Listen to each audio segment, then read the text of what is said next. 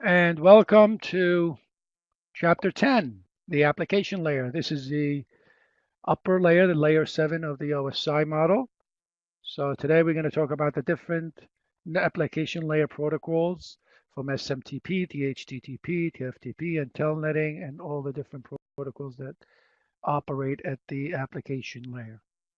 And so we're done with the OSI model. And next week we'll be covering a little bit of security, and that'll be it. All right. So when it comes to the application layers, let's get right to it. If you remember from, I think it's, I don't know, the third chapter. I'm not sure. Anyway, in the beginning, we talked about the OSI model, the 7-layer of the OSI model, the ISO, took the 4-layer TCP/IP model and converted it into 7 layers. So we're going to be talking about really the TCP/IP application layer, which consists of the top 3 layers of the OSI. Okay, so this is how they really correlate with each other, the OSI and the TCP/IP model. All right, in the application layer, we got protocols such as DNS, the domain naming services, the Hypertext transfer protocol, SMTP, the post office, and so on. So we're going to take each one of those and explain what they are used for. The most common protocols that operate at the application layer. Sometimes they call these services. This is what you get on the internet for, to get some of these services out there. Now, for the presentation layer, which is layer, by the way, when we talk about the presentation layer and the session layer, they are embedded within the application layer of the OSI model. So for example, SMTP takes care of the presentation and the session layer duties. But if you just take a look at the OSI model, if you want to break it down, the presentation layer is really responsible for presenting the data, how the data is going to look like. If you need to encrypt any data, that's where you do it, and you put the key in there. For example, all the video compression, MPEG 1, 2, 3, and 4, the motion picture expert groups, the way you compress video, that all happens at the presentation layer. Also the MP1, MP2, MP3, voice compression also operates at the presentation layer. How your data is going to look like. So whatever you want to do, encrypt or compress the data, you put some codes in there so that the receiver will be able to read those codes and interpret on how to decrypt or decrypt, decompress or decrypt the data. The session layer is responsible for creating a session between two guys. So it's like this. It's like the SIP, the SIP that operates for the voice over IP. The SIP, the session initiation protocol, is the one that opens up a channel between two voice over IP devices and just allows the session to be open, and when the voice over IP devices decide that this is the end of the session, then they'll be able to close the session. So the session layer is really responsible for creating and maintaining dialogue between the source and the destination, as it says right here. But again, like I told you, a lot of the application protocols that we're going to be talking about also embed both of these protocols within them. All right, at the application layer, here's at the presentation, like I said, the motion picture expert group, the MPEGs, how pictures are formatted, the GIF files, the JPEG files, and so on. Now, at the application layer protocol, we have the DNS, the domain naming services protocol. This is the one that allows you to write in a name like a URL, like www.microsoft.com. And when you hit enter, your computer goes out and gets an IP address for that. So this way you don't have to remember the IP address of the Microsoft World Wide Web server. It's much easier to remember the name and let a computer that is running the DNS to give you the IP address. Telnetting is also a powerful protocol because this one allows you to remotely access any device. Specifically for us, it's going to be routers and switches so that you can actually maintain and troubleshoot, upgrade, and service any device remotely from your office, so you don't have to travel all over the world. So if somebody calls you and from Paris and tells you that we're having a problem with a specific router or a server, all you got to do is type telnet space an IP address that is set on that router or switch, and bingo, you are in. Of course, you have to type in a password to get in there. Now, later on, telnetting is not a secured protocol. So all the data that is being transferred from the sender to the receiver, it's all in clear text. So that's not good, of course. We'll be using SSH, the secured shell. We'll discuss that some other time, though. All right, BootP protocol. BootP is really, in the old days, in the early 1990s, this was a big protocol because it allowed computers to boot up without the use of a hard drive. So you could do some diskless workstations. You can have the computer, but you needed to have, the operate. What happened is, um, a NIC was set up so that when you turn your computer on, it goes onto a server, grabs an IP address, and from that IP address, then it goes to another server and loads up the operating system. And then once you are connected, there is no need for hard drive. And if you eliminate the hard drive, or even in the old days, there used to be floppy drives too, um, you got rid of 90% of the problems, right? But the problem is booting up the operating system from a server. It took a long time. So a lot of times they kept the computers up and running 24/7. But initially the boot P, a computer will go and request an IP address. But first you have to give up your MAC address. Say, here's my MAC address, and then the boot P will validate that your MAC address is okay. Then it will give you an IP address.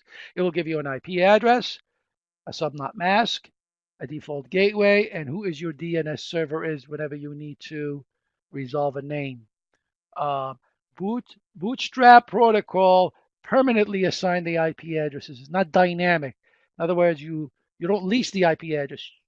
Once you got it, you keep it. Now, the DHCP does a much better job than BootP, and that's what's really have taken over. The dynamic host control protocol is the one that leases IP addresses to devices. If you have if you have, hundreds of hosts, they are constantly being turned on and off, like a typical work environment or at school, for example. Your computer will immediately go and request an IP address, um, IP configuration. Like I said, IP address, subnet mask address, the DNS server, and your default gateway. All right, so we'll talk. You know what? Later on, in a few minutes, I'm going to show you how to set up a DNS and not a DHCP, and an HTTP. So you'll see how that works. The hypertext transfer protocol is the one that goes out, like when you type http www.cisco.com. Your computer, the HTTP, is the one that goes to the World Wide Web server and grabs an index.html file and brings it to your browser. So he is the one that transfers HTML pages from World Wide Web servers, from the World Wide Web server to your browser. FTP is the one that allows you to upload and download files remotely. HTTP allows you to do that. So a lot of that done is nowadays on the using HTTP transfer. FTP, you can have a server by itself. All you got to do is just click on a link and it starts to download files. So you can set very easy setup. Trivial file transfer protocol is the same as FTP. FTP is typically used when you want to upload and download files outside your LAN. TFTP is when you want to download and upload files that are directly connected to you, which means inside the LAN. We're going to be using this to back up our operating system or our configuration file from the switch or the router because we are directly connected. So it happens very, very quickly. It's connectionless. This one uses UDP protocol. Remember we talked about that at layer 4, and FTP uses the TCP protocol. Now, the Simple Mail Transfer Protocol, the POP, and the IMAP are all used to send and receive emails. Whenever you write an email and you hit send, your email goes to a Simple Mail Transfer Protocol immediately. And then this SMTP eventually will get it to a POP server, the recipient's post office server. Now, it's either a POP server or an IMAP server. And I'll tell you right now, the difference is when you go to your post office, if your server is a POP, once you retrieve your email from a POP server, the POP server erases that email. But if you retrieved your email from an IMAP server, then IMAP will still keep a copy. In other words, if let's say on campus you accessed your email and you went home, if you were on a POP server and you're trying to read that email, it's already gone. But if you were on a IMAP, you'll be able to access your email from home as well. Okay. All right.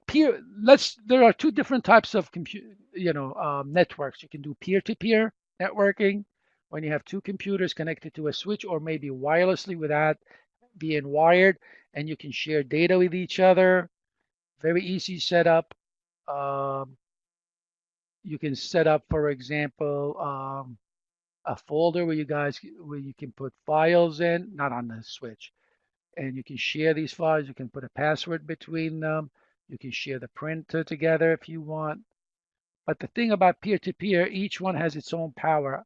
You don't have peer 1 and peer 2 do not have control over each other. Okay, so this is typically for home use, not for a corporate environment. There's something also called peer-to-peer over the internet. Now you can have set up, for example, on your computer, it becomes like a server, and on the other end, it's also a server, and you can share files as if you were directly connected. So this is a very, very powerful protocol. You probably are familiar with some of these P2P applications like eDonkey, BitTorrents, and all of these. Unfortunately, a lot of some of these are used to swap illegally data or files or applications. But all of these different P2P applications, they use the Gantella protocol. This is a very, very powerful protocol. If you can have you and someone else on the internet as if you were peer-to-peer and share all the data and files. But unfortunately, it's being misused. But it's still out there, and of course, you can use them. Client server. Client server is the typical topology or connections that you would have in a corporate environment. That's where you have clients. Whenever they want access, they go to a server to retrieve their files. For example, if it's an application server, you would put, for example, Microsoft Word, packet tracer application, AutoCAD applications. So when a user needs it, like let's say this client needs it, instead of installing all of these applications on the client would have to go to the server, and if he has permission to access any of these applications, he'll be able to. So this way, client server, you have more control of what you can and cannot do, and that's typically what is found in a corporate environment. But now we are moving towards what we call cloud computing. If you have heard of that, remember we talked about that a little bit in chapter 1, where the server is going to be in the cloud. Someone else is going to on the internet, in other words.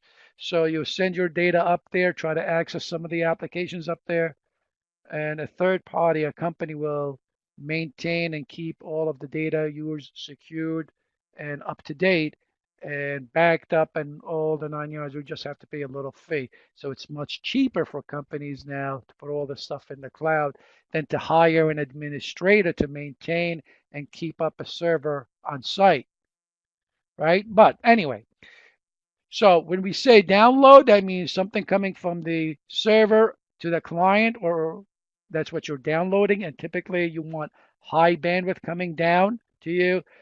And the upload, when you send stuff up to the server, usually it's a you really clicking on a text file. So it does not require a lot of bandwidth when you're doing an upload. Let's take a look at some of the application layer protocol. Again, the HTTP, it is used to transfer HTML, if you HTML pages from a World Wide Web server to your browser, back and forth. But HTTP transfers these files in clear text. So if anything in that web page that is sensitive, like maybe your bank account number or your credit card number, you don't want to use HTTP. You want to use HTTPS, secure, because it'll be able to transfer the data encrypted, and that's what you should do. SMTP, like we said before, whenever you send an email, it goes to your Simple Mail Transfer Protocol, and he is the one that is going to transfer your email to a POP server where the receiver, this is your post office. So whenever you want to send an email, you send it to your SMTP server. Whenever you want to receive an email, you go to your POP server to get it. Okay, now both of these protocols can be on the same computer, of course. They don't have to be in separate devices. Okay, for example, here's how HTML works. If you type the URL HTTP, www.cisco.com/index, even by the way, if you didn't type index.html, what your computer is going to do is going to go to and look for the IP address for cisco.com. Come back to it and give it to you from a DNS server, and then HTTP will go to that IP address that you just received and grab the index HTML and bring it back to your the browser. And then the browser will look at the HTML codes inside the document, interpret it, and display the content on the screen. Okay? And like I said, these are the codes that HTTP sends out to retrieve data or post or put. These are Unix commands that we use. We don't have to really worry about that. But just remember that anything that you want to connect to your bank, for example, or any place that you are going to be sending and receiving sensitive data, make sure that the website that you are using has an HTTPS S at the end. And there's usually a yellow lock key on the bottom right hand of the browser. All right, so Simple Mail Transfer Protocol, Post Office Protocol, and IMAP. Remember, POP and IMAP are your post offices where you go to retrieve your emails. And remember, POP, once you retrieve the email, your email is gone. But IMAP keeps a copy of it. Okay? SMTP is the one that you send your email to. All right, so question number 1. Describe the difference, describe SMTP, POP, and IMAP. All right, SMTP is the Simple Mail Transfer Protocol, is the one where you send emails to. POP is the Post Office Protocol, usually version 3, and that's where you retrieve your emails. And once you retrieve your email is erased from the server. The Internet Messaging Access Protocol, IMAP, is the same as POP. The only difference is when you retrieve your email, a copy will be left. Okay? So there they are. And here are the ports that they use. Port number 25 for SMTP. POP uses 110. All right. So these are the little guys, the agents that go out and do all their retrieving and sending for you, the MTA and MDA. Okay, so I mean, you can read some of this, but good to know, not need to know in the actual, in real life when you are out on the job. You just need to know what, for example, if you need to set a client to send and receive email, you just need to know who is the SMTP server and who's the POP server. For example, Verizon, I remember Verizon, if you have the Verizon.incoming Verizon.net is the POP server, and Verizon.outgoing.net is the SMTP server. But nowadays, it does it automatically. You just give the email address. They go out there and find all of that information for you, configure your protocol, configure your software, and you just need to know what your password is. Once for the administrator must have set a username and a password at the SMTP server, and you have that little space for your. They give you a little post office space that you can put all your emails in there, right? All right. So the DNS, the domain naming services, is where you type in a name and then you go out and get your IP address from there instead of having to type in the IP address on the top. And the best thing to do with email, let me show you how that would work here.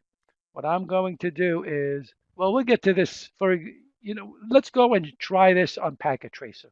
Here, I'm going to show you how we do this in Packet Tracer. Let me take out, I'll show you a quick way of doing this. I'm going to take out a 28.8.11 router. I'm going to get a switch, 2960 switch. I'm going to get a genetic PC right here. I'm going to put a server right here.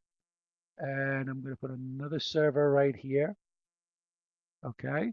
And you know what? Let's connect this guy to a switch too. 2960 switch. So this is, we're going to call it, we're going to call this server the www.netw203.com HTTP server, right? And we're going to call this this is going to be our DNS server. Okay, let's say it be 0. This is LAN 1, and this is LAN 2 on different LANs. Okay, assuming that let's do the connection first. So straight through cable goes from the PC to fast Ethernet 0.1, then from the DNS server to 0.2. Then I'm going to go from 0.3 to the router 00. Then from the router fast Ethernet 0.1 to 0.1. And then from the switch 0.2 to the server. Let's assume here, I'm going to write you let's write a text here. This LAN is going to be 192.168.10.0/24 network. And this one is going to be 192.168.11.0/24.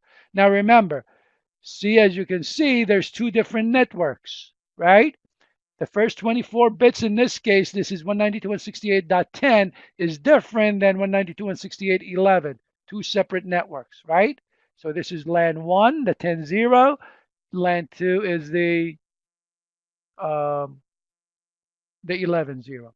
So I'm going to give the first address to the PC, the second address, and the last address to the default gateway. So let's set the IP addressing. Go to PC 0, and I'm going to put in, here's the DHCP server, which we're not going to talk about. So if you click on this, that means your computer is going to go out and look for a DHCP server and retrieve all that information in here. That's what the DHCP server does. Now we don't have a DHCP server set up. So what I'm going to do is I'm going to type in the IP address statically, right? Type it in. That's what static means. So the address is going to be 192.168.10.1. We're going to give it the first IP address. The subnet mask is going to be /24. The default gateway is going to be 192.168.10.254, which is the last IP address in the /24. Okay, that's it. Close this. Go to the server, the DNS server, and go to desktop, and let's give it an IP address. 192.168.10.2. We'll give him the next available address in that LAN. Same subnet mask, and the default gateway is 192.168.10.254. Same default gateway, which is what this is. Okay, now this server is going to be, let's give it the IP address. It's going to be what? 192.168.11.1, right? The first IP address in that LAN. The default gate, the subnet mask is /24, and the default gateway is 192.168.11.254. Okay. Now let's go into the router and configure the fast Ethernet 00. Make sure it's 10.254, and this one is going to be 11.254, right? So let's click on that. Let's go to the CLI. I don't want to do a console port. You could do that right here with Packet Tracer much quicker. So I'm going to say no to that. I'm going to type en config t. I'm going to say host name capital R1 and no IP domain lookup. Okay. And so let me go to interface fast Ethernet 0/0 and say description, type DES, hit the tab key, say this is LAN 1, give it the IP address, which is 192.168.10.254, space, subnet mask of 255.255.255.0, and then open it up. No, shut. Watch, once you activate the interface, it's going to turn green. There you go. Now let's jump to this interface. Type int fa0/1. Oops, you got to spell it right.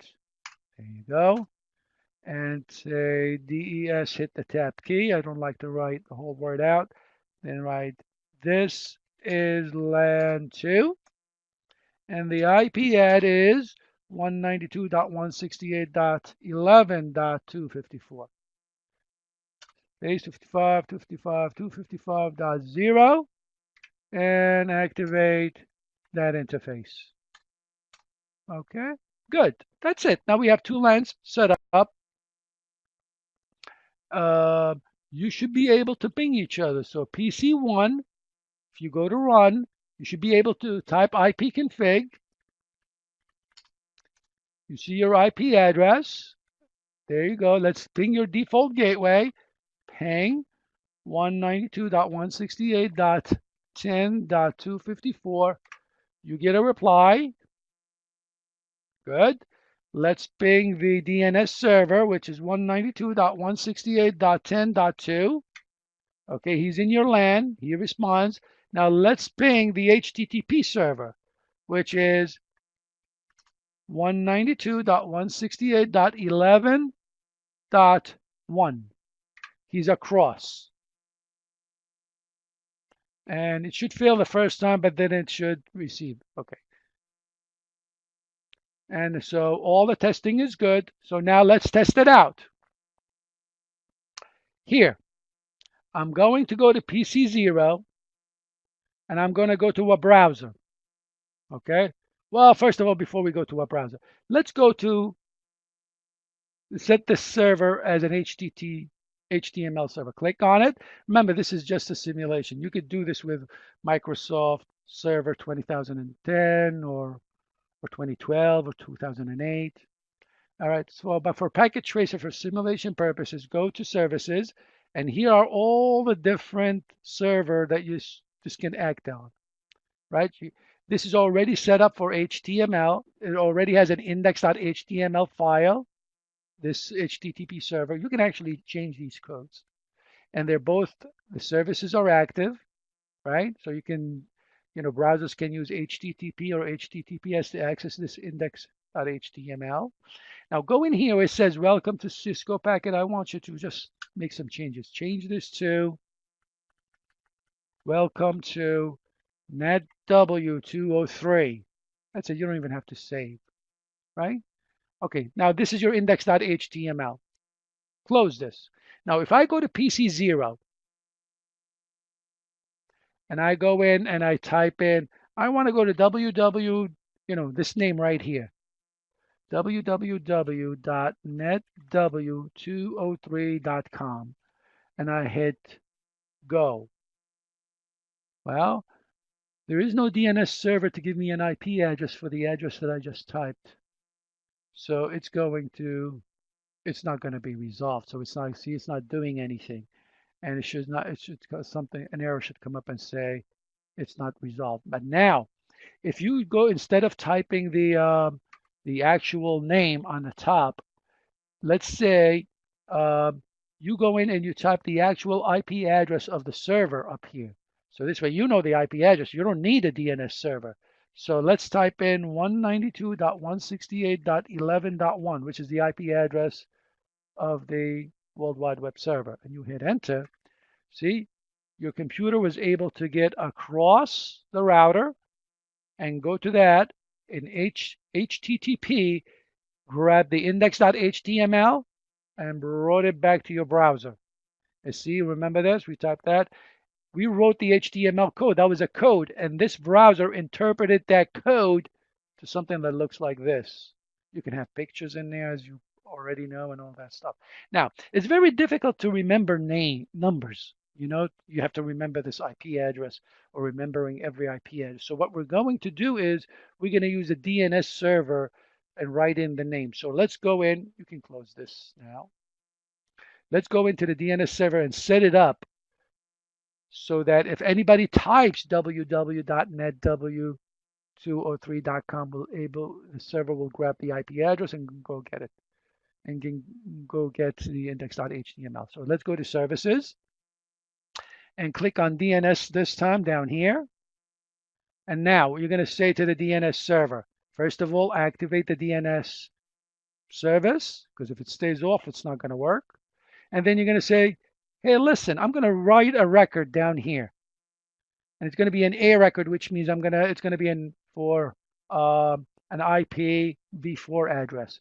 So if it's going to say, if anybody ever types www.netw203.com, please give them the address, which is what?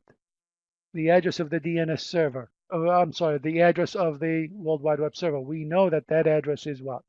192.168.11.1. And you click on add. So there you go. So now when somebody types in this address, netw203.com, the server will give them 192.168.11.1 to go to. This is called a record inside the DNS server. An A record means an AIP address. A CNAM, well, we'll talk about that when we get back to the slides. All right, but here's your record. So we're done. You can save it if you want to, and you can close this now. But now, the problem is the PC needs to know who is this guy is that he needs to go to every time he types in a name. So we got to go back to the IP configuration and tell the PC0 your DNS server is 192.168.10.2. In fact, everybody should know who the DNS server is. So anytime they type in a name, that's where they go to. Even you can close this. Oops, sorry about that. Typed in it wrong. Oops, let me go fix that. It's 192.168.10.2. Typing too fast, right? Even the DNS server himself should have his own name. And everybody, including the NetW, the HTTP server.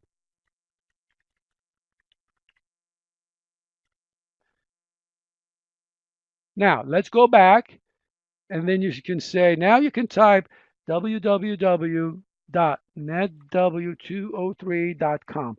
What's going to happen when I hit go or I hit enter? Bingo, I retrieve it. What happened is my computer says, oh, you typed in a name. He goes and says, oh, now I need to go to 192.168.10.2, which is the DNS server. And this guy has the DNS service is active. He looks up the name netw203.com, gives you back your IP address that you need, and then he went using that IP address, the 192.168.11.1. He went all the way, and then HTTP right here, this guy right here, grabbed the index.html file and brought it back to you, to your browser, and there you go. So from now on, you can just type in the name and you don't have to remember the IP address of the HTTP server. Okay, so now you've seen how HTTP and the DNS work together. See how nice and easy? That's all really I wanted to show you. All right, so that's that. Let's continue. So an end device for A is really an IPv4. If you see quad A's, 4 A's, that means you are going to type in an IPv6 address.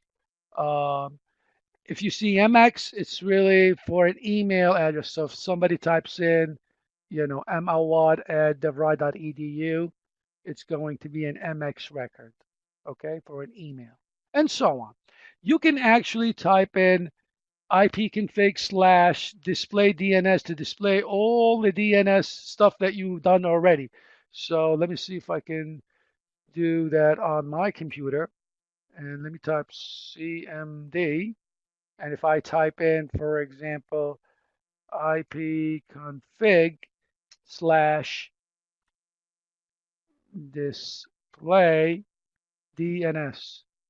Oh man, that's a lot. So there's a whole bunch of stuff that I went to, and it gives me all the IP addresses. These are a whole bunch of different. So here's hotmail.com. I never went there. I don't know where the hell that came from. But anyway, well, maybe my kids are doing this. And here's all the Googles that I went to, and so on. Anyway, so that's that. Let's continue.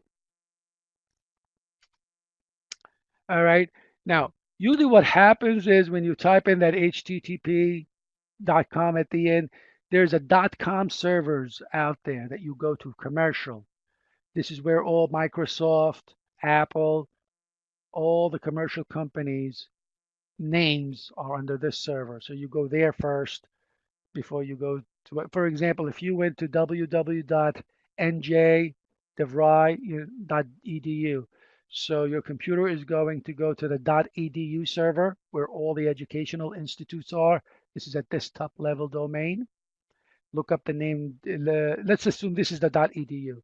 Look up the name DeVry, and then you go to a local server. Maybe you'll get an IP address, and that IP address goes to another DNS server specifically for DeVry, and it will have all the DeVry Institute, NJ for New Jersey, NY for New York, DAL for Dallas, PHX for Phoenix, and so on. So once it sees NJ, then it goes to www.nj.devry.edu, and that's where you retrieve that's where the final IP address is. So DNS servers talk to each other till they find you an IP address that you are looking for, depending on the name that you have. But it starts from right to left. It goes to the .com and then says, for example, Microsoft.com, and looks up Microsoft. Then if there is another domain underneath it, and we'll go from there. Okay. If you still don't really clear on that, I'll explain it in class. That's no big deal. All right. So nslookup. nslookup allows you to the user to manually look for name and servers to read. For example, you type in, here's a server, and tell me what the IP address is. So you can say nslookup. It will give you the default server, and then you can type in any server you want, and it will give you specifically what that IP address is. Okay, so question number 2. What does nslookup do, and how do you retrieve an IP address for a specific name, such as www.devry.com.edu.com?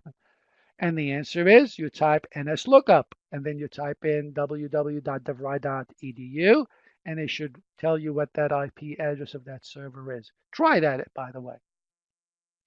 Okay, the DHCP server. The DHCP server is, like I said before, it is allow you to go out and get an IP address, lease an IP address to a host. So for example, if you come in the morning, you turn your computer on, your computer will immediately send out information looking for a DHCP server. Once you have it, Once you find one, then the DHCP server will say, hey, you want an IP address? It'll give you an IP address. If you are in a LAN environment, typically what you do is you'll be given that IP address for 24 hours. And then after 24 hours, you got to come back and to renew that IP address if your PC is still up and running. Actually, not after 24, after 12 hours. After halftime, you go back and you ask for renewal. Now, if you go back and renew, the DHCP server will say, okay, you can keep it for another 24 hours. But if you turn your computer off and you don't come back for renewal, then after 24 hours, if you still didn't come back, then the DHCP server will take your IP address and throw it back in the pool where someone else can use it. Okay, now, if you are at home, typically you get your IP address from your ISP, and they lease you that address for 30 days. That's the default. So that if you didn't pay your monthly fee, they cut you off. All right, so here's a client. So when you turn your computer on, your computer will immediately send out a DHCP discover. By the way, this is called, they use the broadcast address called reverse ARP to ask for an IP. Remember the ARP, the ARP request, when you are requesting an IP address, requesting a MAC address, because you know that IP address. Remember we talked about that earlier? You want the MAC address so you can stamp it on the frame. This one says, hey, I have my MAC address. I'm looking for an IP. It's the reverse, right? So every time you go in and you ask for an IP address from a DHCP server, you're doing reverse ARP. Anyway, so what you do is you send out a discover. You're looking for a DHCP server. By the way, you could have more than one DHCP server in a LAN. So that's why you send out a DHCP.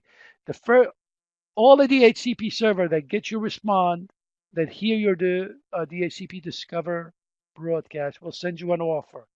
You can either accept it or reject it. So if you accept it, you send a DHCP request, and then the DHCP server will acknowledge your request, and then after that, it will send you all the IP configuration that you need. So four-way handshaking will happen between the client and the DHCP server before you get any of your IP configuration. Okay? FTP protocol is the one that allows you to upload and download files. And it uses TCP. It mostly goes outside the LAN to do all of that stuff.